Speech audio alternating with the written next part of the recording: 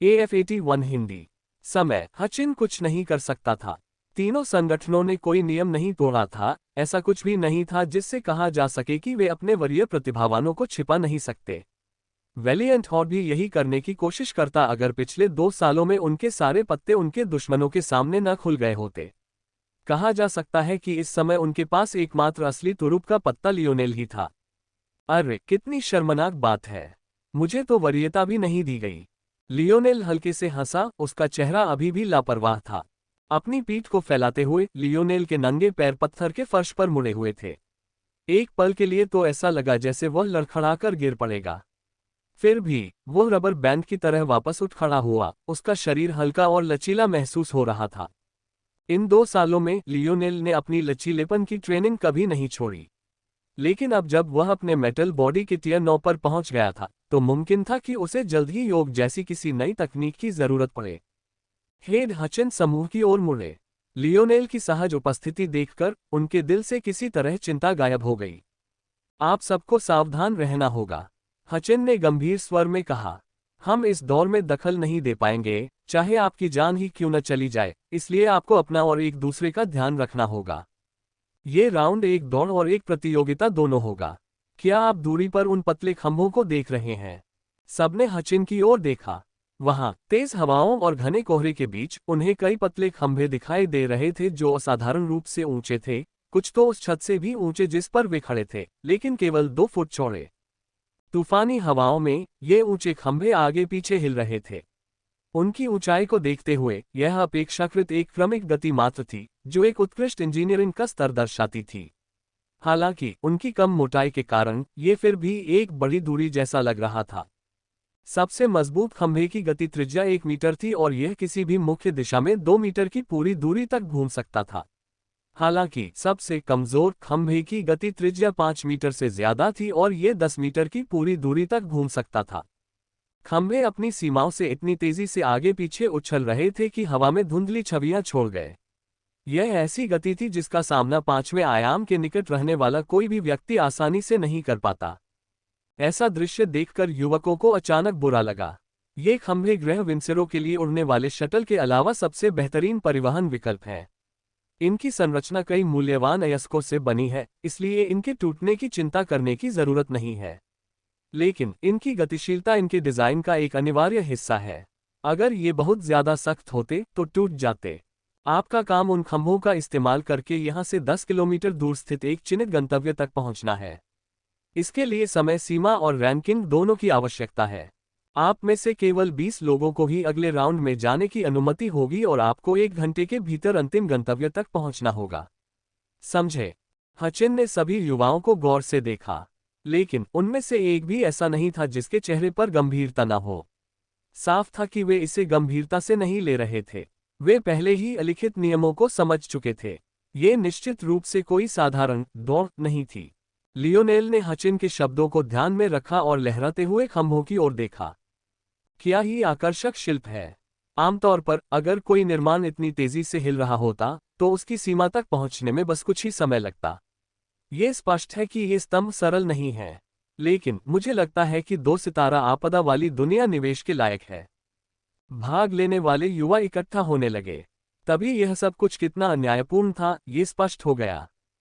अन्य संगठनों से भी इतनी बड़ी संख्या में भाग लेने वाले युवाओं के साथ, जिनमें से कई स्पष्ट रूप से केवल संख्या बढ़ाने के लिए यहाँ थे, स्थान के लिए संघर्ष की समस्या बहुत जल्दी स्पष्ट हो गई। हालांकि वहां पर्याप्त से ज्यादा खंभे थे, लेकिन असली सवाल ये था कि क्या जिस दिशा में उन्हें जाना था वहां पर्याप्त खंभे थे? और इसका जवाब स्पष्ट रूप से नहीं था। यह उस तीसरे पक्ष का मुख्यालय था जिसकी मदद उन्होंने ली थी, इसलिए निश्चित रूप से आसपास बहुत सारे खंभे होंगे। लेकिन वे निश्चित रूप से कई रास्तों में बढ़ जाएंगे और बहुत जल्दी कम हो जाएंगे। और फिर भी 200 से ज्यादा युवा इसमें शामिल थे और उनमें से सिर्फ 20 वैलिएंट हॉल से थे। हवा में खून की प्यास साफ महसूस की जा सकती थी। महिला, कृपया मुझे अपना परिचय देने का सम्मान दें। उस समय मुख्यतः बड़बड़ाहट से भरा गमगीन माहौल एक गगनभेदी आवाज से टूट गया। एक युवक, जिसकी पीठ पर एक लंबा जंग लगा ब्लेड था, जो उसके हेड से सिर्फ 1 मीटर छोटा था, लगभग एक घुटने के बल आईना के पास पहुंचा। उसने एक हाथ अपने दिल पर रखा हुआ था और दूसरा हाथ बगल में आसमान की ओर उठा हुआ था, मानो वह अपना दिल और आत्मा लिए हुए हो। वह सचमुच ऐसा लग रहा था मानो किसी रोमांटिक कॉमेडी से कॉपी पेस्ट किया गया हो। उसकी शक्ल भी बुरी नहीं थी, बल्कि उसे काफी खूबसूरत भी माना जा सकता था। उसका जबड़ा मजबूत था, हल्के गीले काले बाल और चमकदार हरी आंखें। इसके अलावा उसका शरीर भी सुडौल था। उसकी ताकत को देखते हुए औरतों में उसके लिए कई चाहने वाले जरूर थे। दूर से आईना का चेहरा देखकर, यहाँ तक कि उसके मुखौटे के साथ भी, उसने बहुत पहले ही तय कर लिया था कि उसे उससे बात करनी ही होगी। लेकिन दौड़ खत्म होने तक इंतजार करना बहुत उबाऊ होगा। उसे अपना आत्मविश्वास दिखाना ही था। लियोनेल, जो आईना के पास से ये दृश्य देख रहा था, ने अपनी भौहें ऊपर उठाईं। हालांकि उसकी आंखों की खुशी की चमक फीकी नहीं पड़ी। मैं राफत-हिन हूँ, प्रतिष्ठित रस्टेड ब्लेड का मुख्य छात्र। मैं इस दौड़ को इस प्यारी महिला को समर्पित करना चाहता हूँ ताकि सभी इसे देख सकें। मैं अपने दिल और आत्मा की गवाही देते हुए प्रथम स्थान का दावा करूंगा। आईना ने घुटनों के बल बैठे राफ्थिन की ओर देखा, फिर लियोनेल की ओर। अब तक तो लियोनेल ने कुछ किया ही नहीं होगा, तो फिर वह हंसी रोके खड़ा क्यों था? पिछले कुछ सालों में आईना अपनी जबरदस्ती पर इतना काबू पा चुकी थी कि अब उसकी बात बिना उसके निर्देश के नहीं चलती थी। इसलिए उसे देखते ही हर किसी के मन में जो आदिम इच्छा होती थी, वो अब नहीं रही। बदकिस्मती से इसके अलावा वह कुछ कर ही नहीं सकती थी। अगर वह अपना चेहरा भी ढक लेती तो भी परेशानियां आ ही जाती। पिछले 2 सालों में उसे ऐसी चीजों से जूझना नहीं पड़ा था, लेकिन लगता था कि अब उसे इसकी आदत डालनी होगी। जैसा कि कहा गया, इन सब का उत्तर बहुत सरल था। आईना का हाथ एक ओर चला गया और उसने लियोनेल की बाहों को पकड़ लिया, उसकी त्वचा पर हल्के से चुटकी काटी, मानो उसे कुछ न करने के लिए दोषी ठहरा रही हो। रफ्थिन की अभिव्यक्ति जम गई। उसका मुंह आधा खुला हुआ था क्योंकि वह एक और लंबी बात कहने के लिए तैयार था। उसका सिर धीरे धीरे लियोनेल की ओर मुड़ा, लेकिन बदले में उसे केवल एक कंधे उचकाने और एक शर्मीली मुस्कान मिली। अगली बार किस्मत तुम्हारा साथ देगी।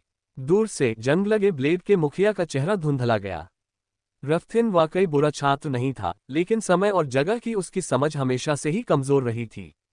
अगर उसने पहले राउंड के बाद ऐसा किया होता तो कोई बात नहीं होती, लेकिन शुरुआत से पहले ही इस तरह शर्मिंदा होना बाकी लोगों का मूड और भी खराब कर देगा। कम से कम अब शायद वह इसे गंभीरता से लेगा। कितना हास्यास्पद है। रफ्थिन अपने घुटने से उठा और उसे तब तक थपथपाता रहा जब तक उस पर से धूल नहीं हट गई। बिना कुछ कहे, मानो कुछ हुआ ही न हो, वह दूर चला गया। एमना, मेरी खूबसूरत भावी पत्नी। लियोनेल को सचमुच समझ नहीं आ रहा था कि इस पर क्या कहे। लेकिन जैसा कि कहावत है, जो शॉट आपने नहीं लिए उनमें से 100% चूक गए। ऐसा लग रहा था कि राफ्थिन ने इस सिद्धांत को दिल से मान लिया था। लियोनेल ने एमना पर नजर डाली। वह बेहद गोरी त्वचा और छोटे कटे काले बालों वाली एक खूबसूरत महिला थी। उसके पूरे शरीर पर म्यान में छुपे खंजर दिखाई दे रहे थे। सरसरी नजर से ही लियोनेल उसके छोटे से शरीर पर बंधे 1 दर्जन से ज्यादा खंजर पहचान पाया। ये साफ था कि कुछ जगहों पर तो और भी कई खंजर थे, जो बिल्कुल भी दिखाई नहीं दे रहे थे। बेशक लियोनेल ने उसकी तुलना आईना से करने के लिए उसकी ओर नहीं देखा था, बल्कि क्रिम्सन हॉल की मुख्य छात्रा का नाम तो एमना होना चाहिए था। अपनी नजरों के एक और घुमाव से लियोनेल विसन को पहचानने में कामयाब रहा, जिसे मिस्टी वुड्स का हेड स्टूडेंट होना चाहिए था। वह एक बहुत ही अनजान और चुप रहने वाला व्यक्ति था, थोड़ा मोटा और चश्मा भी पहने हुए। वह निश्चित रूप से एक हेड स्टूडेंट के लिए पहली नजर में आने वाला व्यक्ति नहीं था। हालांकि लियोनेल अभी भी उसकी ताकत और उसके आसपास के लोगों के सूक्ष्म वातावरण के आधार पर उसे पहचानने में सक्षम था। मुझे लगता है अब काफी टोही हो गई। अब समय आ गया है कि इसे शुरू किया जाए, है ना? ध्यान से। लियोनेल बीच में ही रुक गया और भौहें चढ़ाकर आईना की तरफ देखने लगा। जब उसका मुकाबला किसी कमजोर प्रतियोगी से हो तो वह आमतौर पर ऐसा नहीं कहती। फिर भी उसने ऐसा कह ही दिया। उसने उसकी आंखों में देखा और सिर हिलाया, उसके चेहरे पर एक हल्की मुस्कान फैल गई। उसी क्षण सभी बुजुर्ग आगे बढ़े।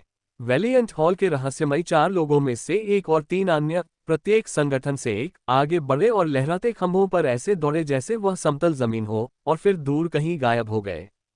युवा अपनी जगह बनाने के लिए धक्का मुक्की करते रहे और बुजुर्गों के 10 किलोमीटर दूर स्थित अपने गंतव्य तक पहुंचने का इंतजार करते रहे। वैलियंट हॉल के छात्रों के दिलों में चिंता भर गई। ऐसा लग रहा था मानो वे चारों तरफ से दुश्मनों की भीड़ से घिरे हुए हैं, जिनकी संख्या लगभग 10 गुना ज्यादा है। तभी लियोनेल धीरे धीरे बैकलाइन में आया, बाकियों की तरह आगे बढ़ने की कोशिश भी नहीं की। बगल में देखते हुए उसने अफेस्ट से नजरें मिलाईं। अफेस्ट की नजर बिल्कुल शांत थी, लेकिन जब उसने देखा कि लियोनेल ने फिर से अपने दोनों खंजरों की तरफ देखा और अपना सिर हिलाया, तो उसे गुस्से की एक चिंगारी महसूस हुई जो तुरंत शांत हो गई। अभी वह दुश्मन नहीं है, अभी और भी बड़ी मछलियां हैं।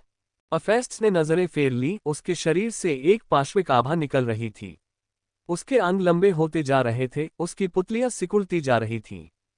लियोनेल ने भौहें उठाई, हो तुम कितने परिपक्व हो। लियोनेल और भी ज्यादा मुस्कुराया। अगर वे सब मान ले कि उनके दुश्मन एक दूसरे नहीं हैं, तो यह आसान हो जाएगा। चूंकि आपने इतना बुद्धिमानी भरा निर्णय लिया है, इसलिए मुझे आप सभी को पास कराने में कोई आपत्ति नहीं है। लियोनेल की हथेली उलट गई, जिससे एक गहरा काला भाला प्रकट हुआ। उसके काले शरीर पर जंजीरें लटकी हुई थीं, जो तेज हवाओं के थपेड़ों के साथ फड़फड़ा रही थीं। शुरू करना। जंग लगे ब्लेड हेड से एक तेज आवाज आए, लेकिन इससे पहले कि कोई कुछ प्रतिक्रिया दे पाता, लियोनेल की पीठ पर सफेद सुनहरे पंखों का एक विशाल जोड़ा प्रकट हुआ। हवा में उड़ते हुए पत्ते की तरह लियोनेल, जो उन सब के पीछे था, पूरे समूह को पीछे छोड़ गया। उसका पैर पहले खंभे पर पड़ा, इससे पहले कि कोई छत से नीचे उतरता। लियोनेल का शरीर एक संकरे खंभे के साथ इधर उधर लहरा रहा था। उसका चेहरा शांति और धैर्य की प्रतिमूर्ति था। किसी कारण से उनके एक शब्द भी कहे बिना ही सबसे आगे खड़े लोग अचानक रुक गए। उनके उठते हुए पैर हवा में जम गए, इससे पहले कि वे एक कदम भी आगे बढ़ा पाते। तेज हवाओं की आवाजों से भरा एक भयानक सन्नाटा पूरे स्थान में छा गया, जिससे कई लोग ये समझ नहीं पाए कि क्या करें।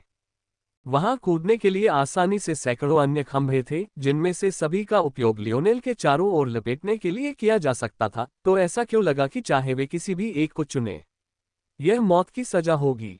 ठीक है सब लोग, हम एक बहुत ही आसान अभ्यास करने वाले हैं। लियोनेल हल्के से मुस्कुराया। खेल बहुत आसान है, एक बच्चा भी इसके नियमों का पालन कर सकता है, मैं वादा करता हूं।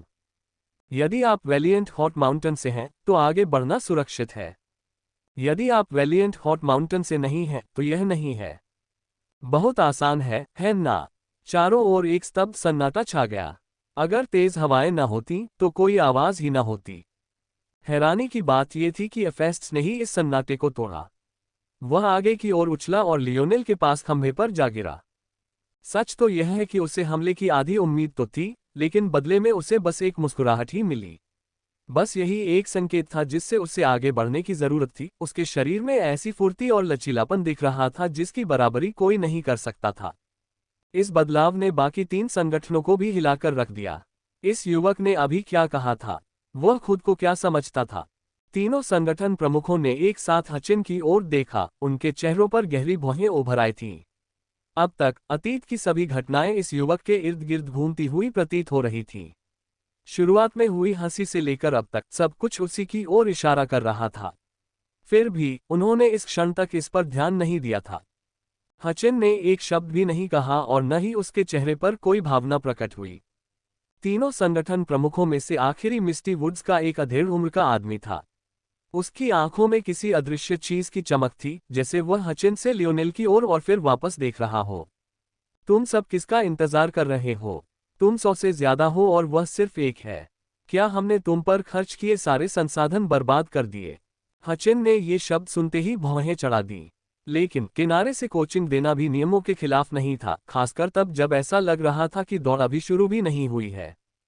झुंड का नेतृत्व कर रहे युवकों के चेहरों पर दृढ़ निश्चय की एक झलक थी, उनकी निगाहों में क्रोध की एक झलक थी। सही कहा, उन्हें डरने की क्या जरूरत थी? लियोनेल की हल्की मुस्कान फीकी नहीं पड़ी। उसकी कलाई मुड़ी हुई थी, उसका गहरा काला भाला एक सुंदर चाप में घूम रहा था। कम से कम 1 दर्जन की संख्या में पक्षी आगे की ओर झुके और सभी का लक्ष्य लियोनेल से अलग ध्रुव पर निशाना साधना था। खैर, मैंने आपको चेतावनी देने की कोशिश की थी। Chain domain. Clang clang clang. उस पल मानो दुनिया कालेपन में डूब गई हो। चाहे संयोग से हो या जानबूझकर, बड़े बुजुर्ग भी रास्ते से हट नहीं पा रहे थे।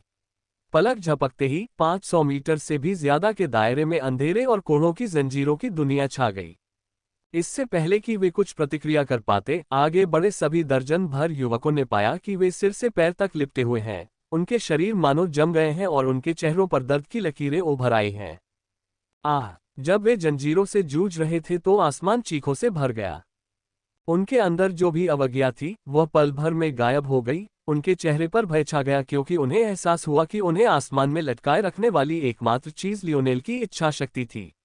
जिस क्षण उसे यह जरूरी नहीं लगेगा, वे नीचे अपनी अपरिहार्य मृत्यु के लिए गिर जाएंगे। देखा, बेवकूफी भरे खेल खेलो, बेवकूफी भरे इनाम जीतो। लियोनेल ने नीचे अंतहीन खाई की ओर देखा। ये खंभे किसी खास वजह से इतने ऊंचे बनाए गए थे। इन्हें जानबूझकर ऐसी ऊंचाई पर बनाया गया था जहां वायुमंडल विरल हो, जिससे लगातार आने वाले तूफानों के लिए काम करने लायक कम जगह बचती हो। कहा जा सकता है कि यह पूरी धरती पर सबसे सुरक्षित जगह थी। सबसे भयावह बात कई दर्जन किलोमीटर नीचे की खाई नहीं थी, क्योंकि उनकी ताकत के चलते नीचे तक पहुंच पाना नामुमकिन था। कुछ 100 मीटर भी पहुंचने से पहले ही तेज हवाओं ने उन्हें टुकड़े टुकड़े कर दिया। तभी 3 लोगों का एक छोटा सा समूह तूफान में कूद पड़ा, लेकिन लियोनेल ने ऐसे दिखावा किया जैसे उसने उन्हें देखा ही न हो। सबको साफ पता था कि वे वेलिएंट हॉट के सदस्य थे। धन्यवाद। ये सुनकर लियोनेल मुस्कुराया और हल्के से सिर हिलाया। वह जानता था कि बाद में वह इस तरह से उनकी रक्षा नहीं कर सकेगा, इसलिए बेहतर होगा कि वह भी अपना सर्वश्रेष्ठ प्रयास करे। पहले उसके डोमेन केवल 10 मीटर तक ही फैल पाते थे, 5वें आयाम की दुनिया में तो और भी कम, जब तक कि वह उसे सार्वभौमिक बल से न भर दे। लेकिन इस समय लियोनेल न केवल सार्वभौमिक बल का उपयोग नहीं कर रहा था, बल्कि उसकी सीमा पहले से ही 50 गुना ज्यादा थी। ये राजा की शक्ति का लाभ था। तभी हड्डियों के टूटने की घिनौनी आवाज सुनाई दी। लियोनेल की इच्छा पर हवा में लटके दर्जनों लोग दर्द से चीख उठे। उनके शरीर बेकाबू होकर कांप रहे थे क्योंकि उन्हें खंभे पर वापस फेंक दिया गया था। इसे एक चेतावनी समझो, लियोनेल ने हल्के से कहा। हो सकता है अगली बार मैं इतना अच्छा न रहूं। वेलिएंट हॉट माउंटेन के सदस्यों का एक और समूह आगे बढ़ा। किसी की हिम्मत नहीं हुई उन्हें रोकने की। अगर लियोनेल अपने अजीबोगरीब डोमेन की सीमा को देखते हुए उन्हें हवा में पार करते हुए इतनी आसानी से संभाल सकता है, तो उन्हें दखल देने से रोकना कितना मुश्किल होगा। जब चौथे समूह ने आगे बढ़ने का साहस जुटाया तो एक आवाज सुनाई दी। इस समय तक संगठन के तीनों प्रमुखों की धमनियां फट रही थीं। उन्होंने जिस भी तरह से चीजों के होने की उम्मीद की थी, ये निश्चित रूप से उनमें से एक नहीं था। और इससे भी बदतर, यह उनके मुंह पर एक तमाचा सा लगा कि लियोनेल के डोमेन ने उन्हें भी घेर लिया था। ऐसा लग रहा था मानो उसने सचमुच उन्हें, शक्तिशाली 5वें आयाम के अस्तित्वों को, चेतावनी देने की हिम्मत की हो। सौभाग्यवश विसन आगे बढ़ गया। क्या तुम्हें नहीं लगता कि यह थोड़ा ज्यादा है? उसने अपना चश्मा ऊपर किया। उसका गोल मटोल शरीर भीड़ के बीच से गुजरता रहा जब तक कि वह खंभे की छत के बिल्कुल किनारे पर नहीं जा खड़ा हुआ। लियोनेल की मुस्कान फीकी नहीं पड़ी जब उसने विसन को ऊपर से नीचे तक देखा। खंडन करने के बजाय उसने एक सीधा सा सवाल पूछा, और आपकी राय में क्या ज्यादा दूर नहीं होगा? इससे निश्चित रूप से दौड़ को अपने निर्धारित स्वरूप में जारी रखने की अनुमति मिल जाएगी। लियोनेल ने सिर हिलाया। मैं असहमत हूं। विसन को उम्मीद थी कि लियोनेल इसके बाद कुछ और कहेंगे, लेकिन वह बस वहीं खड़े रहे, चेहरे पर मुस्कान लिए अपने खंभे पर हाथ हिलाते रहे। उसी समय विसन की पीठ से एक हंसी की आवाज आए और उसके बाद उसके कंधे पर एक हल्का सा थप्पड़ पड़ा।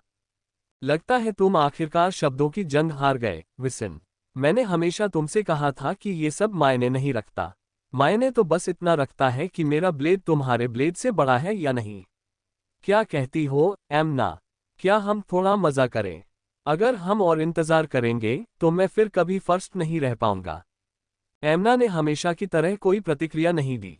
इसके बजाय उसने तुरंत कार्रवाई की। समूह के बीच से वह हवा में रास्ता बनाती हुई आगे बढ़ी, मानो उसे लियोनेल की जंजीरों में फंसने की कोई चिंता न हो।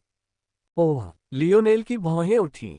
जब से उसने अपना चेन डोमेन हासिल किया था, ये पहली बार था जब किसी ने इतने आत्मविश्वास से उसकी कमियों को पहचाना था। उसे कहना पड़ा कि एमना का सिर्फ एक नज़र और एक पल के अवलोकन से यह कर दिखाना प्रभावशाली था। मैं सोच रहा हूं, क्या मैं उसे भी अपने जनरलों में से एक बना सकता हूं? अगर दूसरों को पता होता कि लियोनेल क्या सोच रहा है, तो वे उसे पागल ही कहते। क्या वाकई ऐसी बातें सोचने की यही स्थिति थी? लियोनेल जब तक विचारों में डूबा रहा, एमना आधी दूरी तय कर चुकी थी। तभी अचानक उसकी जंजीरें उस पर टूट पड़ीं और वह हरकत में आ गया। लेकिन जैसी कि उम्मीद थी, एमना ने तुरंत प्रतिक्रिया दी। मानो जादुई तरीके से उसके हाथों में दो खंजर आ गए हों। वह हवा में घूमी, अपने ब्लेड के सिरों को जंजीरों की कड़ियों में फंसाया और उन्हें लंगर की तरह इस्तेमाल करते हुए खुद को और भी तेज गति से आगे की ओर उड़ाया। इसमें कोई शक नहीं था कि उसकी फुर्ती और लचीलापन दोनों ही बेमिसाल थे। इसके अलावा उसकी निर्णय क्षमता, होश, निर्णायकता और प्रतिक्रिया समय सब बेजोड़ थे। लियोनेल जितना ज्यादा उसे देखता, उतना ही ज्यादा उसे चाहने लगता। एमना ने अपने चेन डोमेन की कमजोरी को जरूर पहचान लिया था। किसी भी समय डोमेन का ज्यादातर हिस्सा भ्रामक जंजीरों के जाल से बना होता था, जो किसी भी समय एक वास्तविक भौतिक रूप में प्रकट हो सकते थे। हालांकि हो सकता है कि मुख्य शब्द था। पहली बात तो ये कि इस बदलाव को संभव बनाने के लिए ऊर्जा की जरूरत थी, और दूसरी बात, जंजीरें हवा से नहीं आती। इसका मतलब था कि सिर्फ वही जंजीरें प्रकट होकर टूट सकती थीं जो पहले से दिखाई दे रही थीं। तीसरी कमजोरी ऐसी थी जिसे केवल अद्भुत इंद्रियां ही पहचान पाती थीं। प्रकट होने वाली जंजीरों के आसपास की ऊर्जा में एक बदलाव होता था, जिससे कोई भी ये पहचान सकता था कि कौन सी जंजीर भौतिक रूप लेगी, इससे बहुत पहले ही। ये स्पष्ट था कि एमना ने पहले ही इन कमजोरियों में से प्रत्येक को पहचान लिया था और वह इसका अपने फायदे के लिए उपयोग भी कर रही थी। दिलचस्प, लियोनेल का भाला उसके हाथ में घूम गया और उसने एमना के वार को कुशलतापूर्वक रोक दिया। दो बिंदुओं के बीच की सबसे छोटी दूरी हमेशा एक सीधी रेखा होगी। जब तक तुम किसी तरह 2 मीटर से ज्यादा दूरी वाले दो बिंदुओं से एक साथ हमला नहीं कर सकते, मैं हमेशा अपने भाले के एक घुमाव से तुम्हारे दोनों खंजरों को रोक पाऊंगा। और अब तुम्हारे पास भी कोई पैर नहीं बचा है और मैं तुम्हारे लिए और जंजीरें तो बिल्कुल नहीं बनाऊंगा। तो तुम क्या करोगे? इन विचारों को ताना के रूप में लेने के बजाय लियोनेल की आंखें ऐसी चमक रही थीं मानो वह किसी की परीक्षा ले रहा हो, मानो वह जीवन मरण की लड़ाई लड़ने के बजाय नौकरी के लिए साक्षात्कार दे रहा हो। जिस खंभे पर लियोनेल खड़ा था, वह सिर्फ 2 फीट चौड़ा था और हवा में आगे पीछे हिल रहा था। उस पर किसी और के पैर रखने की जगह तो बिल्कुल नहीं थी, और अगर होती भी तो लियोनेल ऐसा क्यों होने देता? हालांकि एमना ने इस मुद्दे को बिना किसी असहजता के निपटाया। अपने असफल प्रहार की गति का उपयोग करते हुए वह पीछे की ओर कूदी और फुर्ती से लियोनेल के दाहिनी ओर 10 मीटर दूर एक खंभे पर जा गिरी। लियोनेल की आंखें चमक उठीं। उसने शुरू से ही अपनी भागने की योजना बना रखी थी। उसने अपने बाएं खंजर से दाएं खंजर से कहीं ज्यादा भारी वार किया, जिससे मुझे शक्ति असंतुलन की भरपाई करनी पड़ी। उस गति का इस्तेमाल करते हुए वह पीछे की ओर कूद गई, इस विश्वास के साथ कि मैं उसे समय पर रोक नहीं पाऊंगा। लियोनेल ने स्पष्ट रूप से अपने सामने मौजूद दुश्मनों की बड़ी संख्या को संतुलित करने के लिए अपनी अधिकांश भ्रामक जंजीरों को अपने सामने रख लिया था, जिससे एमना को अपने दाहिनी ओर से गोली चलाने के लिए पर्याप्त जगह मिल गई थी। लियोनेल की निगाहें आग की तरह जल रही थीं जब वह एमना को ऊपर से नीचे तक देख रहा था। न जाने क्यों, जिंदगी के ज्यादातर समय राफ्थिन की घूरती नजरों का सामना करने के बावजूद एमना इस पल खासा असहज महसूस कर रही थी, मानो वह लियोनेल के सामने बिल्कुल नंगी हो और खुद को ढकने के लिए कुछ भी न कर पा रही हो। अरे! लियोनेल ने अचानक आवाज लगाई, जिससे किसी कारणवश एमना चौंक गई। मैं चाहता हूं कि आप मेरे जनरलों में से एक बने, आप क्या कहते हैं? एमना एकदम चौंक गई, उसका चेहरा लाल हो गया। कोई सोच सकता था कि लियोनेल ने उसे अपने साथ बिस्तर पर आने को कहा है। दूर से देखने पर आयना का चेहरा थोड़ा अजीब सा लग रहा था, हालांकि उसके मुखौटे के नीचे कोई भी उसे नहीं देख सकता था। क्या इसे भी यौन उत्पीड़न माना जा सकता है? खैर, यह शायद पूछने का सबसे अच्छा समय नहीं है। आप यह मत कहिए। इस समय सभी लोग एक ही विचार पर थे, हालांकि पहले वे विपरीत पक्षों पर खड़े थे। उद्धरण चिन्ह ... लेकिन इसके बारे में सोचो। अगर तुम स्वीकार करते हो तो मैं तुम्हारे लिए उतने ही अर्धकांस्य खंजर बनाऊंगा जितने तुम संभाल सकोगे। एमना और बाकी लोग बिल्कुल अवाक रह गए। यह आदमी क्या बकवास कर रहा है? केवल वेलिएंट हॉट के लोग ही समझ पाए कि लियोनेल बिल्कुल भी झूठ नहीं बोल रहा था। क्या तुम मेरी औरत के साथ फ्लर्ट कर रहे हो? रफ्थिन ने झपट्टा मारा। अरे, ये स्वार्थी कमीना सारी हसीनाओं को हड़पना चाहता है। चलो, विसिन। रफ्थिन ने आगे बढ़कर अपना विशाल 3 मीटर लंबा जंग लगा ब्लेड निकाला। एमना के अंदाज की तुलना में उसका अंदाज बहुत अलग था। एक प्रज्वलित सार्वभौमिक शक्ति उसके चारों ओर फैल गई, जिससे 2 ऋतुओं के द्वंद्व की भ्रामक छवियां बनने लगीं। एक तरफ सर्दी की कठोर सच्चाई थी तो दूसरी तरफ गर्मी की तपिश। ये लियोनेल के चेन डोमेन की पांचवी कमजोरी थी। चौथी कमजोरी थी वह क्षणिक क्षण जो जंजीरों को उनके मायावी रूप से प्रकट होने में लगा। इस पांचवी कमजोरी के बारे में यह थी कि यह समय कुछ शक्तियों के प्रभाव में और भी धीमा या पूरी तरह से रुका हुआ हो सकता था, जिनमें 4 ऋतुओं के क्षेत्र की शक्तियां भी शामिल थीं। लियोनेल की कलाएं एक बार फिर फड़क उठी, उसके भाले की आभा अचानक प्रकट हो गई। उसी समय एक अर्ध कांस्य भाले की उपस्थिति का पता चला। लियोनेल मुस्कुराया। इन तीनों हेड स्टूडेंट्स को ताकत के मामले में रेलियन से ज्यादा दूर नहीं होना चाहिए, वरना वे उसके साथ कोई खिताब साझा नहीं कर पाएंगे। हालांकि रेलियन के पास अब वह खिताब नहीं था। लियोनेल उनकी ताकत की गहराई को देखने के लिए काफी उत्सुक था। जब राफ्थिन का जंग लगा ब्लेड लियोनेल के भाले से टकराया तो युद्धक्षेत्र में एक जोरदार आवाज गूंज उठी। लियोनेल को आश्चर्य हुआ जब उसने बिना किसी परेशानी के उसका सामना किया। भाले की जंजीरें अचानक उसकी चौड़ी तलवार के चारों ओर लिपट गईं। राफ्थिन ने जल्दी से पीछे हटने की कोशिश की, लेकिन लियोनेल ने बहुत जल्दी प्रतिक्रिया दी थी। हालांकि जंजीरों के पूरी तरह से चारों ओर लपेटने से पहले ही वह पीछे हटने में कामयाब रहा, लेकिन खुद को आजाद करने में जो गति उसने खो दी, उससे वह उस खंभे से बहुत दूर रह गया जिस पर उसका निशाना था। राफ्थिन आसमान से नीचे गिर पड़ा। एक पल के लिए लगा कि बस ऐसे ही उसकी जान चली जाएगी, लेकिन तभी उसके पैरों के नीचे एक ऊर्जा मंच जैसा कुछ प्रकट हुआ, जिसने उसे गिरने से बचा लिया और उसे एक स्तंभ पर वापस कूदने में सक्षम बनाया। लियोनेल ने अपनी भौहें उठाईं, उसकी निगाहें दूर खड़े विसिन पर टिक गईं। ऊर्जा कवच क्षमता का उपयोग इतनी लचीलेपन से किया जा सकता है ना? उसकी रेंज भी बिल्कुल खराब नहीं है। लियोनेल के चारों ओर गर्म और ठंडी ऊर्जाओं का टकराव गूंज रहा था। राफ्थिन के प्रहार का असर अभी भी बना हुआ था, लेकिन जोरदार खींचतान और धक्का देने वाली शक्ति का लियोनेल पर ज्यादा असर नहीं हुआ। एक साथ हमला करो, विसेन ने कहा, मैं तुम्हें बचा लूंगा। एमना और राफ्थिन ने इशारा समझ लिया, और उनके हाव भाव देखकर साफ जाहिर था कि इस बार वे बहुत गंभीर थे। लियोनेल एक क्षण के लिए मुस्कुराया, फिर उसकी निगाहें युद्ध शुरू होने के बाद पहली बार एक भयानक ठंड में बदल गईं। तापमान में भारी गिरावट और ऊर्जा का प्रवाह रुक सा गया। यहां तक कि तेज हवाएं भी धीमी पड़ गईं, मानो सारी ध्वनियां गायब हो गईं।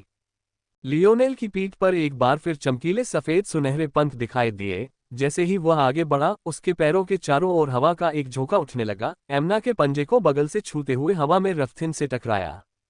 उसका भाला राफ्थिन के ब्लेड के सपाट हिस्से को छूता हुआ निकल गया।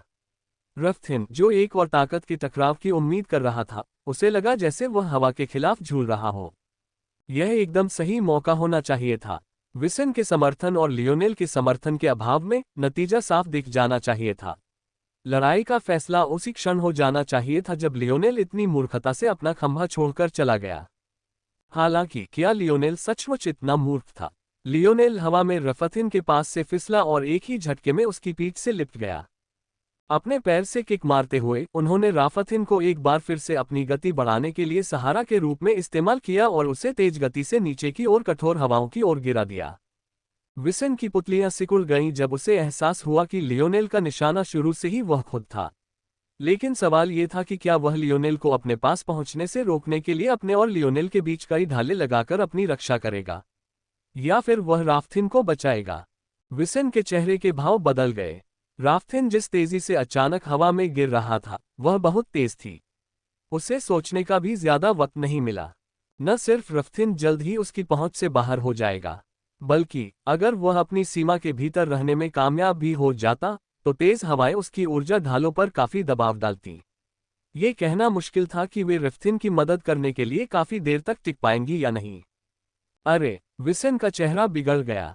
उसे शांत और संयमित रहने की आदत थी, लेकिन ऐसा लग रहा था जैसे एक ही चाल ने उसे पहले ही कोने में धकेल दिया हो। तुम्हें युद्ध विशेषज्ञ तो होना ही चाहिए था। एक ही वार में तुम इतनी बुरी तरह कैसे हार गए? यदि राफ्थिन को इतनी आसानी से नियंत्रित नहीं किया जाता तो ये सब कुछ नहीं होता। हालांकि विसेन को यह नहीं पता था कि यदि हर लड़ाई का फैसला एक ही मुकाबले में हो जाए, तो आखिरी व्यक्ति जिससे आप लड़ना चाहेंगे, वह लियोनेल होगा। ये तथ्य कि राफ्थिन हवा में था और आसानी से अपने हमले का तरीका नहीं बदल सकता था, उसकी किस्मत को और भी ज्यादा तय कर गया। इन पिछले 2 सालों में लियोनेल के स्वप्न सिमुलेशन चौथे आयाम में लगभग पूर्णता के बिंदु पर पहुंच गए थे। अब जबकि उसका मन 5वें आयाम में था, यह अंतर और भी ज्यादा बढ़ गया था।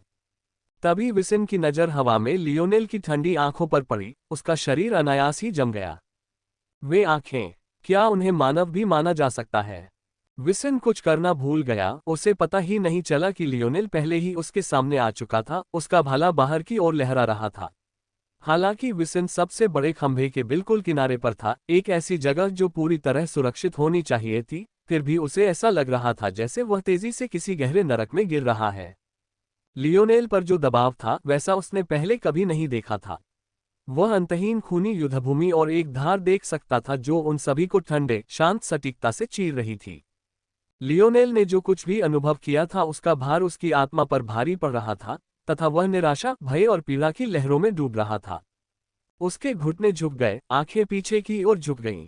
उसकी त्वचा पर एक बीमार सी पीली परत छा गई और उसके गालों का गोल मटोलपन कांपने लगा जैसे ही वह जमीन पर गिरा। लियोनेल का भाला जमीन पर भी नहीं पहुंचा था कि वह रुक गया। उसकी ठंडी आंखें एक पल के लिए झपक गईं, मानो उनमें थोड़ी इंसानियत लौट आई हो।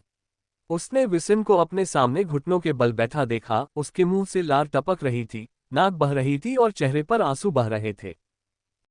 उसके सिमुलेशन के अनुसार वह विसिन को 3 मुकाबलों में हरा देगा।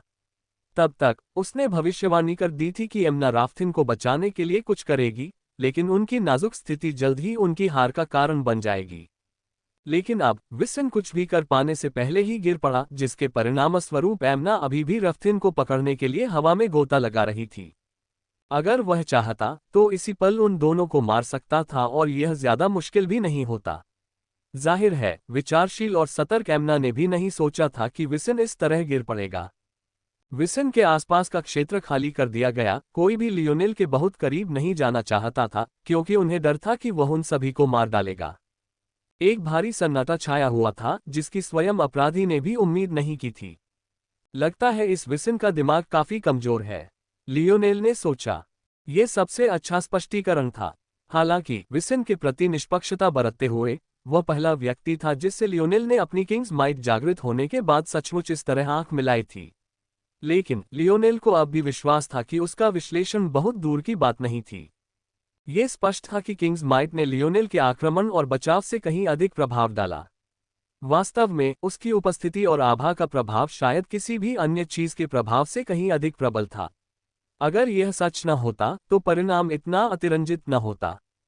तो फिर मैं सोच रहा हूं कि अगर मैं अपने चेन डोमेन पर किंग्स माइट का निष्क्रिय उपयोग बंद कर दूं और उसे सक्रिय रूप से इस्तेमाल करूं तो क्या होगा? क्या ये बदलाव सिर्फ रेंज और आकार में वृद्धि और ऊर्जा की जरूरतों में कमी से ज्यादा होगा? लियोनेल ने अपना सिर एमना और राफथिन की ओर घुमाया। जैसी कि उम्मीद थी, एमना हवा में उछली और राफथिन को पकड़ लिया। उसने एक जंजीर से बंधे खंजर से उसे दूर एक खंभे की ओर फेंका और उस ओर बढ़ने लगी। लियोनेल के लिए उनसे निपटना वाकई बहुत आसान था। लियोनेल ने हाथ बढ़ाया, जिससे संगठन के तीनों प्रमुखों के चेहरे बदल गए। लेकिन हचिन, बाकी तीनों बुजुर्गों और यहां तक कि खुद आयना की नजर उन पर पड़े बिना वे आगे बढ़ भी नहीं सकते थे। जब उन्होंने देखा कि एक छोटी सी बच्ची भी उनके साथ ऐसा करने की हिम्मत कर सकती है, तो उनके चेहरे पर मुस्कान आ गई। लेकिन तब तक बहुत देर हो चुकी थी। हवा में फंसी और अपनी दिशा बदलने में असमर्थ एमना और राफथिन दोनों को चारों ओर से जंजीरों में बांध दिया गया तथा उन्हें लियोनेल के ऊपर ले जाया गया। लियोनेल ने उन दोनों को 2 अलग अलग जंजीरों के बंडलों में बांध दिया और फिर बिना किसी पछतावे के राफथिन के सारे अंत तोड़ दिए। जहां तक उसकी बात है, ये तो पहले से ही दया थी। लियोनेल समझता था कि अगर वह ज्यादा खून का प्यासा होता तो भी इन तीनों को मारना मूर्खता होगी। हकीकत ये थी कि यह सभा सिर्फ इसलिए हो रही थी क्योंकि इन तीनों संगठनों को लगता था कि वे जीत सकते हैं। अगर नौबत आ गई तो लियोनेल को पूरा यकीन था कि वे सारी पाबंदियों को नजरअंदाज करके वैलिएंट हॉट पर सामान्य तरीके से हमला कर देंगे। फिलहाल वे बस कीमत चुकाने को तैयार नहीं थे और इसलिए उन्होंने ये सस्ता रास्ता चुना। लेकिन अगर लियोनेल ने उन पर बहुत ज्यादा दबाव डाला तो हो सकता है कि वे समय से पहले ही सारे दिखावे छोड़ दें और ये लियोनेल के लिए अच्छा नहीं होगा। लियोनेल ने वैलिएंट हॉट के लिए आशा व्यक्त की कि उनके पास इससे निपटने के लिए एक योजना होगी, क्योंकि भले ही आयना और उसने उन्हें ये जीतने में मदद की हो, ऐसा कोई तरीका नहीं था कि चीजें इतनी आसानी से समाप्त हो जाएं। एमना ने खुद को संभाला, अपने ही टूटे हुए अंगों के बावजूद दांत पीसने को तैयार। लेकिन लियोनेल उसे क्यों नुकसान पहुंचाएगा जिसे वह भर्ती करने की कोशिश कर रहा था? उसने उसे हवा में लटका छोड़ दिया और अपना सिर बाकी वैलिएंट हॉट सदस्यों की ओर घुमाया, जो अभी तक हिले नहीं थे। अच्छा, क्या तुम लोग नहीं जाओगे? अपनी स्तब्धता से बाहर आते हुए शेष समूह आगे की ओर कूद गया और क्षितिज के पार गायब हो गया। लियोनेल की मुस्कान लौट आई, उसका व्यवहार एक बार फिर बेफिक्र हो गया। खैर, मुझे लगता है कि अब मेरे भी जाने का समय हो गया है। लियोनेल ने एमना को जमीन पर गिरा दिया और आगे की ओर दौड़ पड़ा। हालांकि वह दूर जा गिरा और चेन डोमेन अब कोई खतरा नहीं रहा, फिर भी किसी की हिम्मत नहीं हुई कि वह हिले, यहां तक कि बड़ों ने भी उन्हें जबरदस्ती करने की जहमत नहीं उठाए। अल्पविराम। लियोनेल ने कई वैलिएंट हॉट सदस्यों को पीछे छोड़ दिया। हालांकि उसे अपनी स्थिति की कोई खास परवाह नहीं थी, क्योंकि वहां केवल 20 स्थान थे, लेकिन 20 से ज्यादा वैलिएंट हॉट माउंटेन के छात्र थे। अगर उसे अगले राउंड में भाग लेना था, तो उसके पास उन्हें पीछे छोड़ने के अलावा कोई और विकल्प नहीं था। बेशक लियोनेल ने इस सभा को गंभीरता से नहीं लिया, क्योंकि वह जानता था कि अगर वे जीत भी गए तो क्या होगा। लेकिन फिर भी वह कई चीजों को लेकर उत्सुक था। एक तो वह रहस्यमयी तीसरा पक्ष, जिसका जिक्र हर कोई करता रहा, अभी तक सामने नहीं आया था। वह उन प्रतिभावान लोगों के बारे में भी जानना चाहता था जिन्हें संगठन छिपा रहे थे। विसन, एमना और राफ्थिन वास्तव में काफी शक्तिशाली थे। बस लियोनेल कठिन परिस्थितियों में लड़ने के लिए विशेष रूप से उपयुक्त था, क्योंकि वह उसे अपने फायदे के लिए इस्तेमाल करने की क्षमता रखता था। उसे हराने का सबसे अच्छा मौका यथासंभव तटस्थ मैदान पर ही मिलता। इससे भी बदतर बात यह थी कि उनकी टीमवर्क बहुत अच्छी नहीं थी। विसन की हिचकिचाहट के बिना लड़ाई इतनी जल्दी खत्म नहीं होती। लियोनेल को इस बात की जिज्ञासा थी कि संगठन वास्तव में किन प्रतिभाशाली लोगों को अपने से ऊपर रखेगा। कुछ ही देर बाद लियोनेल अपनी मंजिल पर पहुंच गया, जबकि उससे पहले लगभग 10 लोग पहुंच चुके थे। उस समय वैलिएंट हॉट के रहस्यमयी बुजुर्ग के चेहरे पर एक अनोखी मुस्कान थी, जबकि बाकियों के चेहरे पर बदसूरत भाव थे। कई लोगों ने लियोनेल की ओर देखा, उनकी आंखें मिश्रित भावनाओं से भरी थीं, लेकिन वह केवल सहजता से मुस्कुराया। तारांकन तारांकन। स्तंभ के अंदर का नजारा तो बस आलीशान ही कहा जा सकता है। नाजुक साज सज्जा, कीमती धातु के सामान, नौकरानियां, बटलर और नौकर चाकर जहां तक नजर जाती थी। छात्रों का समूह ऐसी चीजों से काफी हैरान था, लेकिन उन्हें समझ आ गया कि इसमें दम है। 2 सितारा आपदा वाली दुनिया में काम करना भले ही कठिन काम हो, लेकिन जिंदा रहने के लिए शक्तिशाली होना जरूरी है। ये यहाँ काम करने वाले सामान्य खनिक नहीं थे। ये शक्तिशाली भाड़े के सैनिक थे, जिनकी ताकत अक्सर 5वें आयाम तक पहुंच जाती थी और जो ऊंची तनख्वाह पर काम करते थे। ये स्वाभाविक ही था कि उनके साथ उचित व्यवहार किया जाता। यद्यपि लियोनेल ने पहली बार इतनी शानदार श्रम शक्ति देखी थी, फिर भी वह भी इसे तुरंत स्वीकार करने में सक्षम हो गया। ऐसा लग रहा था कि संगठनों ने जिस भी तीसरे पक्ष को नियुक्त किया था, वह काफी संपन्न था। लेकिन उन्हें ऐसे शक्तिशाली कांस्य संगठनों के व्यवसाय में कदम रखने का साहस तो करना ही होगा। कम से कम ऐसा काम करने के लिए उन्हें रजत संगठन बनने के बेहद करीब होना होगा। ये साफ था कि उन्हें अपने आप पर पूरा भरोसा था। एक चौड़े लाउंज एरिया में दाखिल होते ही लियोनेल को अचानक समझ आया कि उसकी यह बुरी भावना कहां से आ रही थी। उसकी आंखें सिकुड़ गईं और उसके दिमाग में झंझनाते गहनों और जंजीरों वाले एक मोटे व्यापारी की यादें ताज़ा हो गईं। ऊपर एक बड़ा शानदार चिन्ह सभी प्रकार की भव्यता के साथ चमक रहा था। मिल्की वे गिल्ड। मेरी किस्मत सचमुच इतनी खराब है, लियोनेल ने कड़वाहट से मुस्कुराते हुए कहा। मिल्की वे गिल्ड के साथ समस्या स्पष्ट रूप से यह नहीं थी कि लियोनेल उनका दुश्मन था, बल्कि यह थी कि वे क्या जानते थे या नहीं जानते थे। लियोनेल को यकीन था कि वह मोटा रत्नजड़ित आदमी गिल्ड के सबसे निचले दर्जे के सदस्यों में से एक होगा। हो सकता है कि वह इतना स्वार्थी भी हो कि वह जानकारी अपने पास ही रखे और खुद अमीर बनने की उम्मीद करे। लेकिन समस्या ये थी कि यही सबसे अच्छी स्थिति थी। सबसे खराब स्थिति में, खैर, लियोनेल को अब अपना ताबूत चुनना शुरू कर देना चाहिए। इस दौरान उसने शील्ड क्रॉस टॉस के खतरे को लगभग नजरअंदाज कर दिया था। लेकिन ऐसा सिर्फ इसलिए था क्योंकि उन घटनाओं के ठीक बाद उसके दादाजी के साथ हुई बातचीत उसके दिमाग में छा गई थी। उसे शील्ड क्रॉस टॉस की कोई परवाह नहीं थी, क्योंकि उसके विचार किसी और ही चीज पर केंद्रित थे।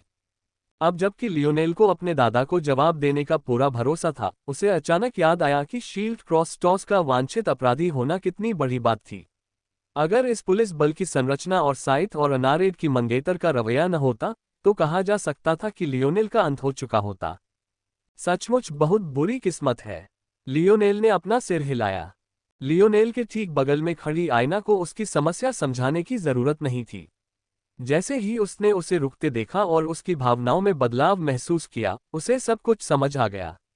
वह उस मोटे व्यापारी से मिलने के समय वहां मौजूद थी और उसे पक्का पता था कि जब लियोनेल का चेहरा सबके सामने आया था, तब भी वह मोटा व्यापारी धरती पर ही था। ये भी काफी मजेदार था। अगर लियोनेल ने व्हाइट सिटी को धरती पर नहीं उतारा होता, तो शायद उस मोटे व्यापारी को कभी पता ही नहीं चलता। लेकिन कौन जानता था कि उस समय मिल्की वे गिल्ड के और कितने व्यापारी रहे होंगे। अब वह मोटा व्यापारी कहाँ है? दोनों में से किसी को भी कुछ पता नहीं था, लेकिन इस वक्त वह जानती थी कि उसे सबसे बुरे हालात के लिए तैयार रहना होगा। लियोनेल के हाथ पर आयना की पकड़ अनायास ही मजबूत हो गई। लियोनेल ने देखा और मुस्कुराया। उसकी भौहों के बीच की झुर्रियां बहुत पहले ही शांत हो चुकी थीं। मिल्की वे गिल्ड, क्या वे सिर्फ एक अर्धरजत संगठन नहीं थे? लियोनेल को अच्छी तरह याद था कि उनका सर्वोच्च पदस्थ सदस्य ऑगस्टस ओवल्टीन अभी तक छठे आयाम में भी नहीं पहुंचा था। यह अभी भी लियोनेल के वर्तमान स्तर से बहुत अधिक था, लेकिन इससे क्या फर्क पड़ता था? अगर वे आना चाहते हैं तो आने दो। वे एक अच्छा और चमकदार कदम साबित होंगे। बेशक लियोनेल के मन में अभी भी यही बात थी कि संभावनाएं काफी कम थीं। यह एक उच्च स्तरीय ग्रह था और यहां अक्सर आने वाले लोगों की हैसियत भी साफ तौर पर इसी स्तर की थी। टेरन जैसी छोटी सी जगह में व्यापार करने वाले किसी व्यापारी के यहां आने की क्या संभावना थी? उसे अभी तक ये पता नहीं था कि उसकी किस्मत सचमुच इतनी खराब थी। अल्पविराम। स्तंभ के एक गुप्त भाग में स्थित नियंत्रण कक्ष में कई मॉनिटर लगे थे जो 2 सितारा आपदा जगत की तस्वीरें दिखा रहे थे। पहली नजर में तो यही लगता कि यह जगह धरती से उखड़कर यहां जमा की गई है, लेकिन गहराई से जांच करने पर वास्तविकता इससे कहीं ज्यादा जटिल थी। ये तस्वीरें पतली कांच की शीटों पर प्रक्षेपित की गई थीं जो हर तरह के कोनों पर लटकी हुई थीं। कमरे में कहीं भी कोई इलेक्ट्रॉनिक उपकरण या तार दिखाई नहीं दे रहे थे। ये बात बहुत जल्दी स्पष्ट हो गई कि यहाँ इस्तेमाल की जा रही तकनीक बल कलाओं की एक जटिल शाखा से जुड़ी थी।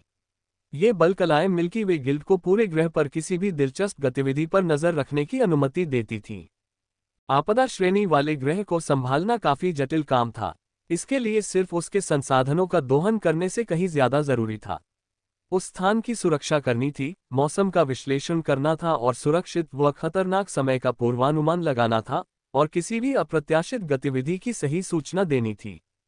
इस प्रकार जहां बड़ी संख्या में उच्च स्तरीय कर्मचारी थे, वहीं काफी संख्या में निम्न स्तर के कर्मचारी भी थे, जिनमें से कई को इन मॉनिटरों का निरीक्षण करने तथा अंतिम निर्णय लेने के लिए आवश्यक जानकारी उच्च स्तरीय अधिकारियों को देने का काम सौंपा गया था। ऐसा नहीं था कि लियोनेल को पता नहीं था कि उस पर नजर रखी जा रही है। जाहिर है उसे पता था। उस समय फर्क इतना था कि उसे लगा कि यह स्वाभाविक ही है, न सिर्फ ऊपर बताए गए कारणों से बल्कि इसलिए भी कि अगर मिल्की वे गिल्ड कम से कम इतना तो नहीं कर रहा होता, तो वह एक बहुत अच्छा थर्ड पार्टी नहीं होता। पर अब इस निगरानी केंद्र में सैकड़ों पुरुष और महिलाएं मौजूद थे, जिनमें से प्रत्येक का ध्यान अपने सामने मौजूद 4 से 5 बदलती छवियों पर केंद्रित था। ये काम आमतौर पर नीरस होता था। ज्यादातर लोग दिन भर बस यही देखते रहते थे कि हवाएं उन चट्टानों पर कैसे वार करती हैं जो पहले से ही इस तरह विकसित हो चुकी थी कि उन पर अपने आसपास के वातावरण का ज्यादा असर नहीं पड़ता। हालांकि सबसे बुरी स्थिति तो स्तंभ निरीक्षकों की थी। कम से कम खदानों पर नजर रखने वाले लोग शक्तिशाली योद्धाओं को समय समय पर पत्थर तोड़ते और रत्नों को चूर चूर करते देख सकते थे। लेकिन स्तंभ ड्यूटी पर तैनात लोगों का काम केवल ये सुनिश्चित करना था कि उनका कोई भी मार्ग कभी भी विफल न हो। इन सड़कों की मजबूत बनावट को देखते हुए ऐसी खराबी शायद दशक में एक बार ही देखने को मिले। इसलिए ज्यादातर समय इस काम में लगे लोग बस खंभों को एक ही अंतहीन दोहराव वाली गति में आगे पीछे हिलते हुए देखते रहते थे।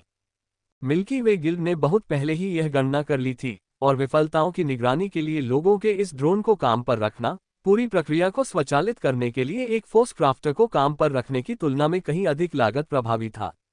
हालांकि यहां काम करने वालों को कोई शिकायत नहीं थी। उन्हें ठीक ठाक वेतन मिलता था और उनकी नौकरी भी खतरनाक नहीं थी। इससे ज्यादा उन्हें और क्या चाहिए था? हालांकि उनमें से अभी भी कुछ ऐसे थे जिनका जीवन भर ऐसे स्थान पर रहने का कोई इरादा नहीं था। उनमें से कुछ ऐसे थे जो अधिक और महानतम की आकांक्षा रखते थे। इस समूह में एक युवक था जो जाहिर तौर पर लियोनेल से मिला मोटा व्यापारी नहीं था।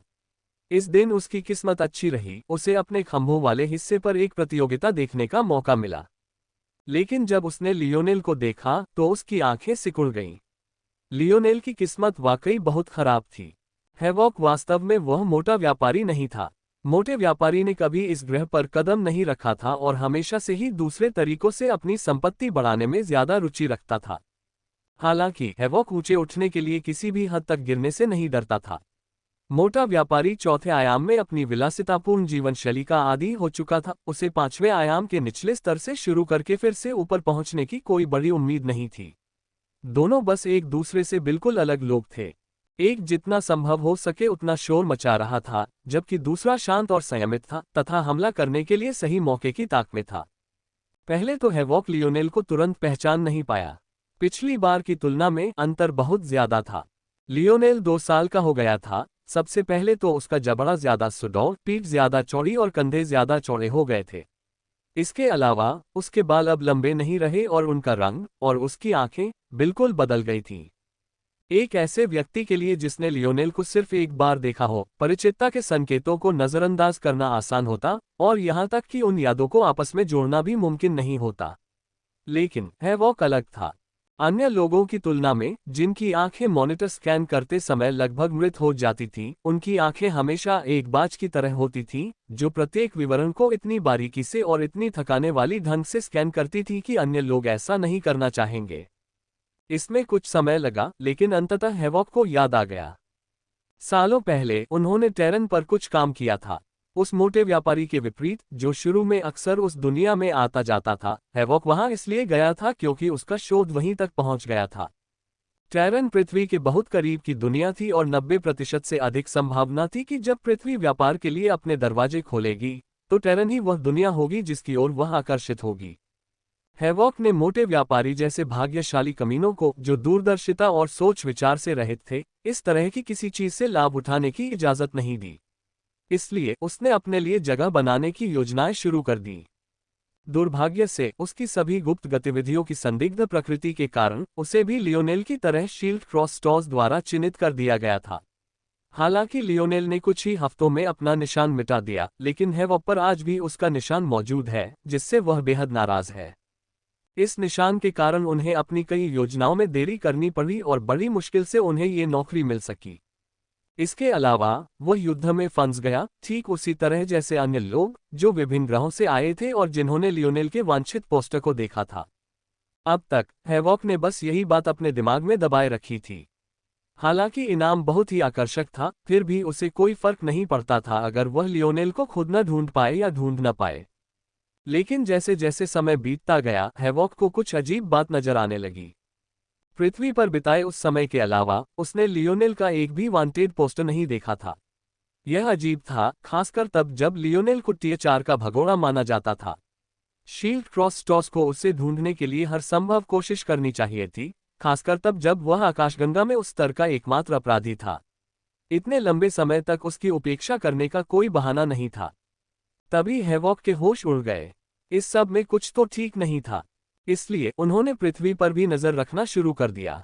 पिछले कुछ वर्षों में चौथे आयाम में प्रवेश करने के बाद पृथ्वी ने बाहरी दुनिया के साथ व्यापार और संचार के नए रूपों के लिए खुद को खोलना शुरू कर दिया, जिससे ये कार्य कहीं अधिक आसान हो गया। और जैसी की उम्मीद थी, पृथ्वी को शील्ड क्रॉस स्टॉर्स के जहाज को नष्ट करने के लिए कोई चेतावनी भी नहीं मिली और न ही सम्राट फॉक्स को वांछित सूची में रखा गया। ये बात लियोनेल के वांटेड पोस्टर कहीं न लगाए जाने से भी कम समझ में आती है। इसका कोई मतलब ही नहीं था। हालांकि हैवॉक के पास एक ऐसा फायदा था जो दूसरों के पास नहीं था। टेरन पर अपने प्रवास के दौरान वह उन व्यापारियों से काफी परिचित हो गया जो उस छोटे ग्रह पर अक्सर आते थे। वह इतना सतर्क था कि अपने दुश्मन को जानने के लिए समय कैसे नहीं निकाल पाता। जब हॉक को एहसास हुआ कि कुछ गड़बड़ है, तो उसने उन तक पहुंचना शुरू किया। कभी गुप्त तो कभी प्रत्यक्ष, यहां तक कि धमकियों तक तरकीबों का इस्तेमाल करते हुए वह एक ऐसी कहानी गढ़ने में कामयाब रहा जिसके सच होने का उसे पूरा यकीन था। सबसे पहले लियोनेल के खिलाफ लगाए गए आरोप संभवतः झूठे थे। दूसरे, असली अपराधी टेरन के शहर थे। तीसरा, शील्ड क्रॉस स्टॉर्स द्वारा इसकी उपेक्षा करना, तथा जब उसने कुछ भी गलत नहीं किया था तब उसे हिरासत में लेने की उनकी अजीब हरकतों का मतलब संभवतः ये था कि सिटीज और शील्ड क्रॉस स्टॉर्स की मिलीभगत थी। चौथा, अनगिनत अन्य रास्तों के बजाय इस रास्ते को चुनना। इसका मतलब था कि लियोनेल की पृष्ठभूमि निश्चित रूप से सरल नहीं थी। ये बताना मुश्किल था कि क्या ये संबंध उसके दादा के जरिए थे, क्योंकि सम्राट फॉक्स भी अछूते रहे, या ये सिर्फ उसके ही थे। बहरहाल इससे कोई खास फर्क नहीं पड़ता था। और पांचवी बात, अगर वह ये सब सीख सकता था तो उसे यकीन था कि शील्ड क्रॉस टॉस भी सीख सकते थे। लेकिन उन्होंने ऐसा नहीं किया, क्योंकि या तो उन्हें इसकी परवाह नहीं थी, या वे सीखना नहीं चाहते थे, या फिर उनमें से बहुत कम लोगों को ही इस बारे में शुरू से पता था। हैवोक की समझ से ये निश्चित रूप से तीनों का संयोजन था। इसका मतलब बिल्कुल सीधा था। अगर वह जोर जोर से चिल्लाते हुए इस कमरे से बाहर भाग जाए कि उसे एक वांछित अपराधी मिल गया है, तो वह मूर्ख होगा। अगर उसे तुरंत कुछ संतुष्टि भी मिल जाए और इनाम का एक बड़ा हिस्सा भी मिल जाए, तो भी उसके बाद उसकी जिंदगी ज्यादा दिन नहीं चलेगी। लेकिन एक बात ऐसी थी जो उसने अपने दिल में संजोकर रखी थी। बाकी हर चीज को लेकर वह जितना सतर्क था, इस मामले में उससे भी ज्यादा सतर्क था। कैफिर परिवार की वह मालकिन हीरा उस दिन गायब हो गई थी, उसके पास जो जानकारी थी उसके अनुसार। लेकिन अब जब उसकी शादी नहीं हो रही थी, तो उससे भी ज्यादा महत्वपूर्ण था उसका पूरा नाम। हेरा ओविल्टीन, आप एक और बंदूक बना रहे हैं। क्या आपने नहीं कहा था कि आपको अपना धनुष पसंद है? आयना, जिसने लियोनेल का साथ न छोड़ने का निश्चय कर लिया था, जब से उसे पता चला था कि वह जल्द ही खतरे में पड़ सकता है, वह पहली बार लियोनेल क्राफ्ट को देख रही थी। खैर, यह जरूरी नहीं कि पहली बार ही हुआ हो। वह पहले भी उस जगह पर रही थी, लेकिन ये पहली बार माना जा सकता है जब उसका पूरा ध्यान उस पर था। आमतौर पर जब दोनों एक ही कमरे में काम करते थे तो अपनी अपनी दुनिया में होते थे। लेकिन इस बार मामला अलग था। लियोनेल ने जवाब दिया, पहले मेरे पास धनुष से बेहतर कुछ भी बनाने का हुनर नहीं था। लेकिन इसका मतलब यह नहीं कि मैं अपना धनुष छोड़ रहा हूं। लियोनेल के पास धनुष चलाने की क्षमता बंदूक चलाने से कहीं ज्यादा थी। वह जो भी चालें चलता था, जिनमें से ज्यादातर उसकी अद्भुत समन्वय और गणना क्षमता पर निर्भर करती थी, वह हमेशा बंदूक चलाने की क्षमता से परे होती थी, चाहे उसने उसे किसी भी तरह से बनाया हो। कभी कभी किसी काम को करने का सबसे पुराना तरीका किसी कारण से सबसे अच्छा तरीका होता था। हालांकि कम से कम पृथ्वी पर तोप ने धनुष को पीछे छोड़ दिया था। इसका एक कारण तो था। एक तो सीखने की प्रक्रिया कहीं ज्यादा कठिन थी, और दूसरी बात, शक्ति कभी भी उसकी बराबरी नहीं कर पाती। अतीत में लियोनेल एक ऐसी अजीब स्थिति में पहुंच गया था जहां उसकी शिल्पकला कौशल इतनी अधिक नहीं थी कि वह उसकी व्यक्तिगत ताकत को पार कर सके, जिसके परिणामस्वरूप वह उन चीजों का निर्माण करने में सक्षम नहीं था जो वास्तव में युद्ध में उसकी मदद कर सके। वह जल्दी ही अपनी पिस्तौलों से बड़ा हो गया। वह युद्ध में इस्तेमाल होने लायक कोई भी उपभोग्य वस्तु नहीं बना पा रहा था। और एक शिल्पकार के तौर पर उसके मुंह पर सबसे बड़ा तमाचा उसकी भाला क्षेत्र की अंगूठी थी। अगर कोई एक वंशकारक था जिसे लियोनेल ने अपनी कमजोरियों को तोड़ने और फिर से बनाने में 2 साल बिताने से पहले हमेशा नजरअंदाज किया, तो वह था उसका स्पीयर डोमेन वंशकारक। लेकिन इसके पीछे एक बहुत ही ठोस वजह थी। जब आपके पास अन्य लोगों की तुलना में कहीं अधिक गुणवत्ता वाले भाले उपलब्ध हो गए, तो उन पर भरोसा करना बहुत आसान हो गया। जरा सोचिए, लियोनेल के पास टियर 5 क्राफ्ट बनाने से पहले ही क्वासी ब्रॉन्ज भाले उपलब्ध थे। और अब वह एक विचार मात्र से क्वासी सिल्वर भाला निकाल सकता था, लेकिन उसने अभी तक अपना पहला 5वां आयामी क्राफ्ट भी सफलतापूर्वक नहीं बनाया था। जब बात उनके स्ट्रोई स्टार उल्लू वंशकारक की आई, तो शाखाओं और उपशाखाओं का अनुसरण करना उतना ही आसान था जितना कि किसी 2 भागों वाली सड़क पर एक पथ चुनना। जब बात उसके मेटल सिनर्जी लाइनेज फैक्टर की आई, तो यह और भी आसान था। बस अपने अयस्कों को चुनकर उन्हें अवशोषित करना था और सही समय आने पर उन परतों वाले जंजीरों से बंधे दरवाजों को तोड़ना था। यह इससे ज्यादा सीधा नहीं हो सकता था। लेकिन उसके भाला क्षेत्र वंशकारक का क्या? उसने अपनी प्रगति को कैसे मापा? क्या ये ज्यादा भालों में महारत हासिल करके था? क्या ये भाला चलाने के अपने तरीके को मजबूत करके था? क्या यह अपने क्षेत्र में सुधार करके था? लियोनेल ने यह भी महसूस किया कि उसने अपने राजा के पराक्रम वंश फैक्टर के बारे में कुछ ही दिनों में इतना कुछ सीख लिया था और समझ लिया था जितना कि वह अपने भाला डोमेन वंश फैक्टर के लिए वर्षों तक सीखता और समझता रहा था। उसकी राजा की शक्ति भी सरल थी। यह उसके सभी क्षमताओं को उसके डोमेन और उसकी आभा या उपस्थिति पर जोर देते हुए और भी बढ़ा देती थी। इसे बेहतर बनाने का तरीका और भी आसान था, बस उसका बोझ बढ़ा दो। जितने ज्यादा लोग उस पर भरोसा और निर्भर करते, जितने ज्यादा लोग उसके प्रति वफादार होते, उसकी राजा की शक्ति उतनी ही ज्यादा शक्तिशाली होती। कोई सोचेगा कि स्पीयर डोमेन को बेहतर बनाने का सबसे अच्छा तरीका स्पीयर डोमेन रिंग के भीतर और ज्यादा भालों पर कब्जा करना ही था। आखिरकार वंशकारक इसी रहस्यमय रिंग से निकला था, है ना? दरअसल ये रिंग जोन के भीतर तब प्रकट हो पाई थी जब सेगमेंटेड क्यूब भी ऐसा नहीं कर पाया था, इसलिए ये लियोनेल की समझ से भी ज्यादा अथाह थी। लेकिन लियोनेल को विश्वास नहीं था कि चीजें इतनी सरल हैं। एक तो ऐसा करने से उसे अपने हथियार की ताकत पर बहुत ज्यादा भरोसा करना पड़ा, और दूसरी बात, कमरे में एक समस्या थी जिसका उसने समाधान नहीं किया था। मोरालेस परिवार के अरबों सदस्य थे। उनमें से कई ऐसे थे जिन्होंने अपने स्पीयर डोमेन वंश तत्व को जागृत कर लिया था, लेकिन जाहिर है केवल एक ही अंगूठी थी। तो फिर उन्होंने अपना सुधार कैसे किया? अगला तार्किक उत्तर था ब्रह्मांड चक्र।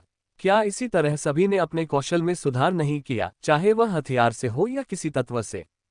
हालांकि इससे लियोनेल के लिए यह और भी जटिल हो गया। उसकी सार्वभौमिक चक्र समझ किसी एक हथियार या तत्व तक सीमित नहीं थी। उसने इसे उसके शुद्धतम रूप में समझ लिया था और इसे किसी भी चीज पर लागू कर सकता था, जिससे उसका भाला कुछ हद तक अधर में लटक गया। हालांकि मौजूदा लियोनेल को यकीन था कि उसने कुछ तो पकड़ लिया है। इसमें समय जरूर लगा होगा, लेकिन हो सकता है कि उसने आगे का रास्ता बना लिया हो।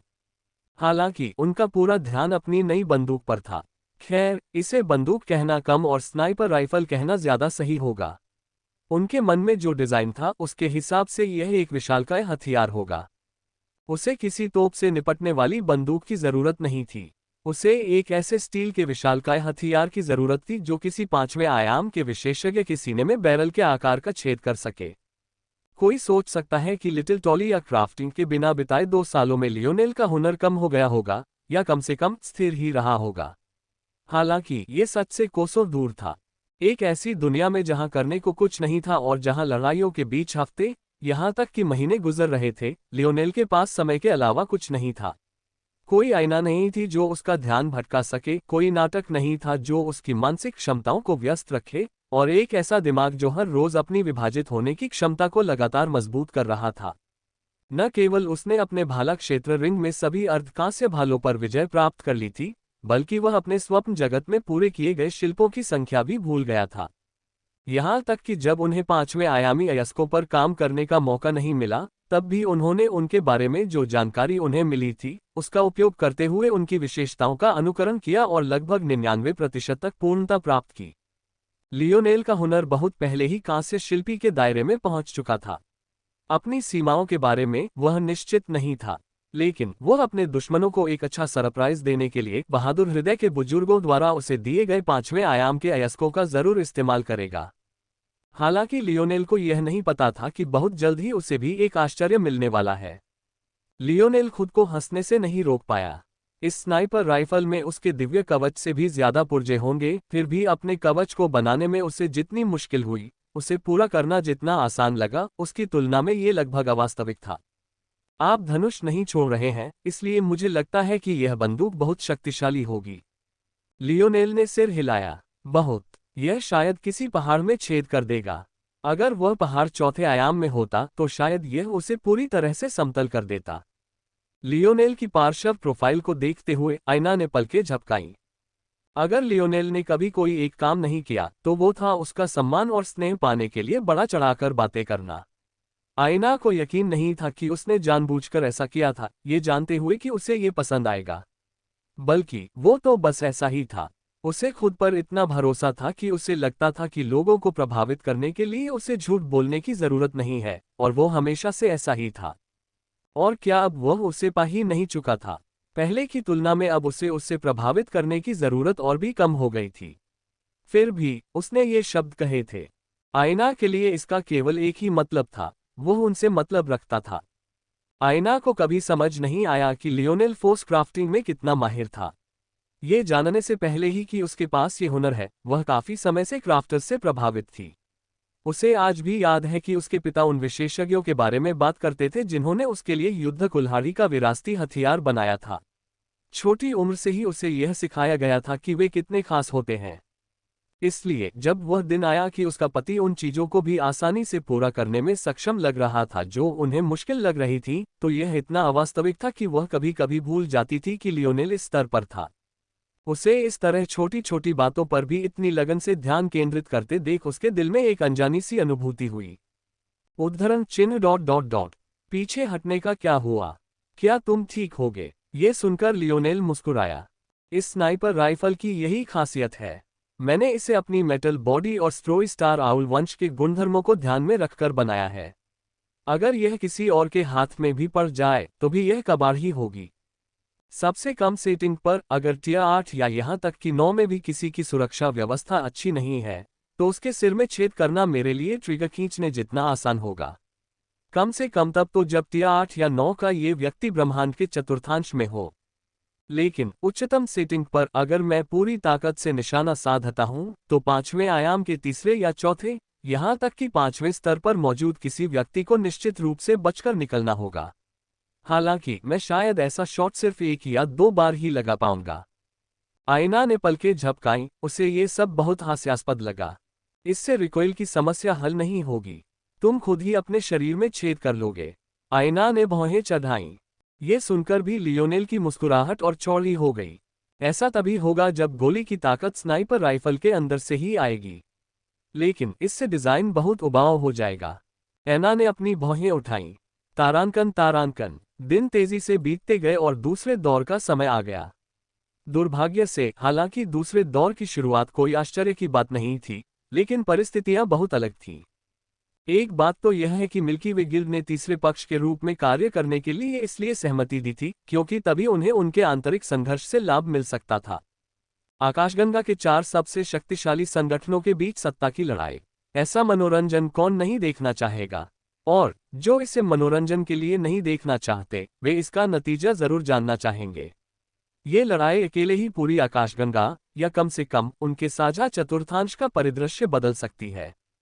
तो फिर इसमें कोई आश्चर्य की बात नहीं कि मिल्की वे गिल्ड ने अनगिनत सीटें बेची, असली और आभासी दोनों। जब तक वैलिएंट हॉट के युवा उस इंडोर अखाड़े में पहुंचे, जिसे गिल्ड आमतौर पर मनोरंजन के लिए अलग रखता है, वह खचाखच भरा हुआ था। वातावरण शोरगुल और उमस भरा था। ऊपर खड़े लोगों की चीखें बाहर की हवाओं से भी अधिक हिंसक होने का खतरा पैदा कर रही थीं। लेकिन यह तो बस पहला आश्चर्य था, और फिर भी ये सिर्फ कुछ लोगों के लिए ही आश्चर्य था। ये साफ था कि बाकियों को भी पहले से ही इसकी उम्मीद थी। हालांकि उन्हें यह उम्मीद नहीं थी कि स्थापित नियमों को अचानक ही खत्म कर दिया जाएगा। जो 32 के परफेक्ट नंबर वाला एक साधारण एलिमिनेशन टूर्नामेंट होना चाहिए था, वह अचानक पूरी तरह से अलग हो गया। हालांकि वैलिएंट हॉट को इससे लड़ने का मौका मिलना चाहिए था, लेकिन किसी अजीब वजह से इस बदलाव को मिल्की वे गिल्ड की मंजूरी मिल गई।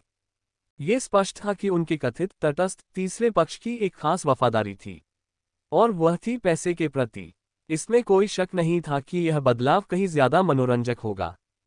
जो कभी एक एलिमिनेशन टूर्नामेंट था, अब 9 बनाम 9 रोटेशन की लड़ाई बन गया है। तीनों संगठन अब अलग होने का दिखावा भी नहीं कर रहे थे, बल्कि शुरू से ही अपनी ताकत को एक में मिलाने का विकल्प चुन रहे थे।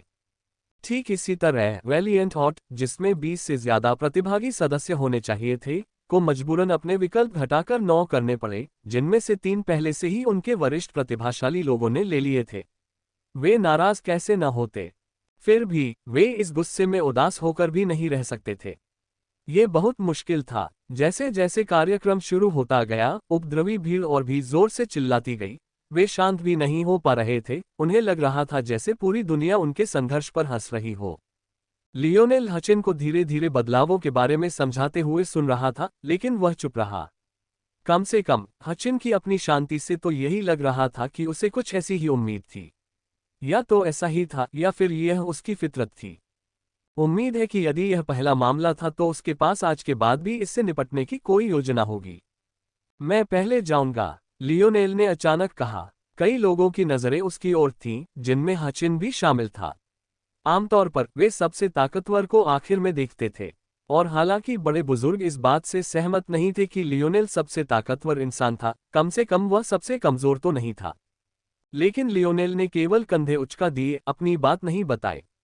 इस तरह के माहौल में इस तरह की शत्रुता का सामना करते हुए आप अपने दुश्मन को इधर उधर नहीं टिकने दे सकते। अगर वेलिएंट हॉट बाल जीत जाता तो तीनों संगठन कई कदम उठाकर भी बेदाग निकल सकते थे। लेकिन अगर उन्हें कुचल दिया गया, इतने सारे लोगों की नजरों के सामने पूरी तरह से खत्म कर दिया गया, तो अगर वे ये कदम उठाते भी तो उन्हें केवल निचले दर्जे का और बेशर्म ही समझा जाता। अगर वेलिएंट हॉट भाग्यशाली रहा तो दूसरा रास्ता उन्हें कुछ और साल बचा सकता है। लियोनेल इन सालों को भी खुशी खुशी स्वीकार कर लेगा क्योंकि ये उसके लिए मददगार ही होंगे। ठीक है, हचिन ने सहमति जताई। लियोनेल मुस्कुराया और आईना की ओर आंख मारते हुए मंच की ओर बढ़ा, जहां एक लबादा पहने व्यक्ति उसका इंतजार कर रहा था। ये तो उनकी गुप्त रूप से जन्मी प्रतिभाओं में से पहली होगी। अब लबादा ओढ़ने का क्या मतलब है? अगर मैं देखना चाहूं कि तुम कौन हो तो ज्यादा मुश्किल नहीं होगी। जैसे ही लियोनेल इस व्यक्ति के छिपे हुए सुरक्षा कवच को भेदने वाला था, कुछ ऐसा घटित हुआ जिसकी उसने कभी उम्मीद नहीं की थी। लबादा ओढ़े वह व्यक्ति एक पल के लिए ठिठक गया और कांप उठा। फिर उन्होंने कुछ ऐसा चिल्लाया जिससे लियोनेल पूरी तरह चौंक गया। कप्तान! आह! लियोनेल के होंठ आंशिक रूप से खुले हुए थे। अरे! लियोनेल ने सोचा। उद्धरण ... ये तो 100 गुना ज्यादा जटिल हो गया है।